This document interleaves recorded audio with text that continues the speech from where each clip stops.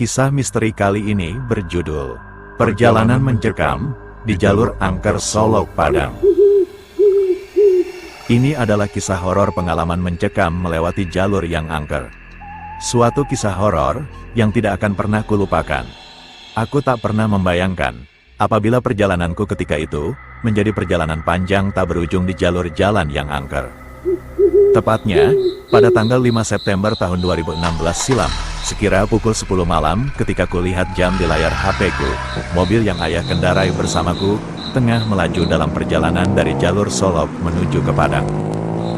Malam itu, udara di luar sangat dingin, jalanan sangat sepi, gelap, tidak ada lampu penerangan sepanjang jalan, hanya suara deru mesin mobil dan cahaya lampu mobil yang kami tumpangi, yang memecah keheningan dan kegelapan malam.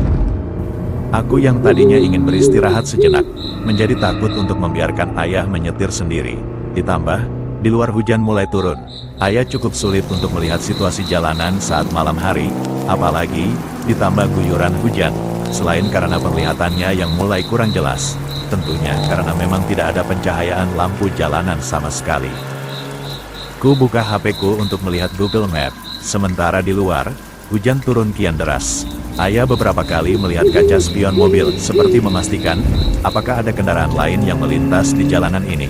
Namun, nihil. Malam itu benar-benar sepi mencekam.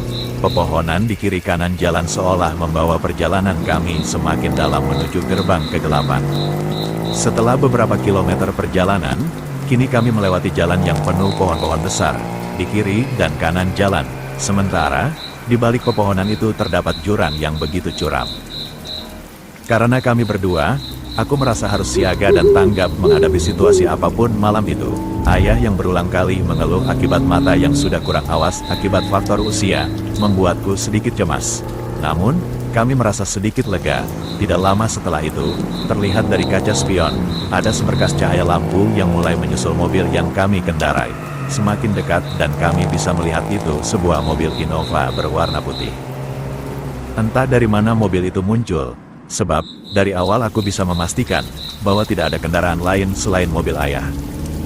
Tiba-tiba, sering, biar, terang sekali, mobil Innova putih itu menyalakan lampu yang terang sekali.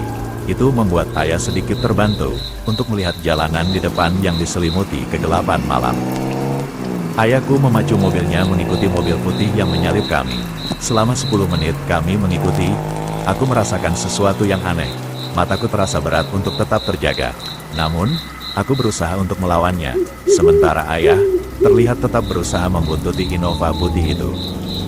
Samar-samar kulihat mobil di depan kami belok ke arah kiri.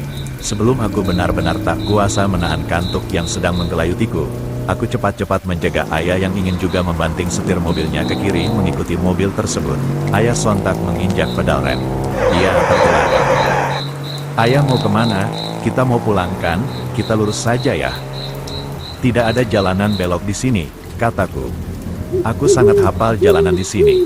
Tidak ada persimpangan. Yang ada hanya jalanan lurus saja. Aku pun melihat Google Maps untuk kembali memastikan dan meyakinkannya. Raut wajah ayah terlihat sedikit pucat. Aku mencoba menenangkannya dan kembali meyakinkannya bahwa tidak ada persimpangan di jalan ini. Kuambilkan minuman air mineral dari dalam tas yang masih tersisa setengah. Ku bukakan tutupnya, lalu ku sodorkan kepada ayah.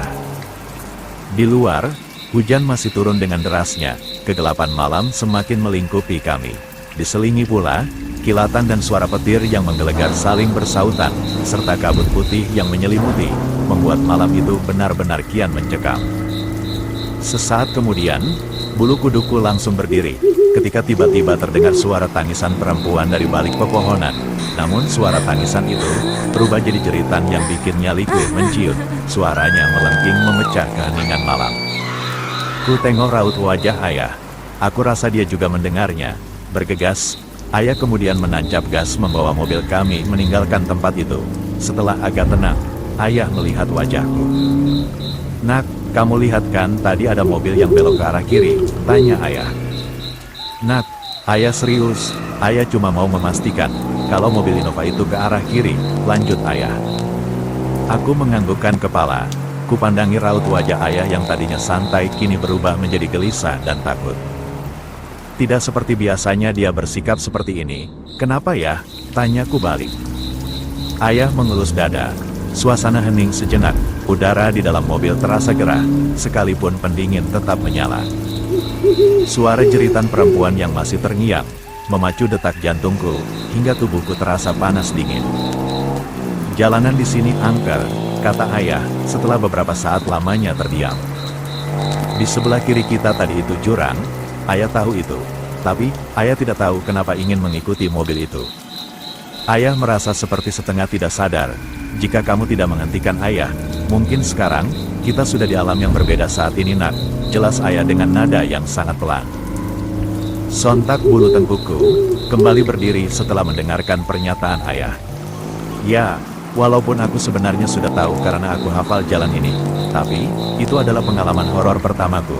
Aku belum pernah mengalami hal menyeramkan semacam ini sebelumnya. Ayah, tapi tadi aku juga melihat seperti ada jalan lain. Tetapi jalan itu pendek seperti terpotong, jelasku. Iya, itu hanya khayalan, mobil Innova yang entah betulan atau bukan itu. Seolah sengaja membuat kita nyaman, seakan-akan mengarahkan jalan mobil kita untuk menuju gerbang perjalanan panjang tanpa ujung dan kematian. Aku sangat bersyukur. Aku merasa Allah Subhanahu wa Ta'ala masih menyayangi ayahku dan aku pada malam itu. Jujur, tidak ada yang bisa aku ungkapkan pada malam itu. Ayah juga menceritakan bahwasanya jalanan yang tadi kita lalui adalah jalanan yang angker. Setelah aku mencari tahu, memang benar, jalanan dari Solok menuju Padang itu dikenal angker. Konon sudah banyak memakan korban. Korban di sana, rata-rata sepasang kekasih atau perempuan dan laki-laki. Adapun kasus seperti masuk jurang, kecelakaan, hingga hilangnya kendaraan karena tersasar atau salah jalan, seperti yang baru saja aku dan ayahku hampir lewati. Mulai hari itu sampai saat ini, aku tidak pernah mau lagi dan tidur ketika dalam perjalanan. Sebab, aku trauma sejak kejadian di malam itu. Jalanan dari Solok menuju Padang memang melewati hutan yang di kiri kanannya terdapat tebing dan juga jurang yang dalam. Tidak ada tikungan, maupun persimpangan, jadi hanya ada jalanan lurus.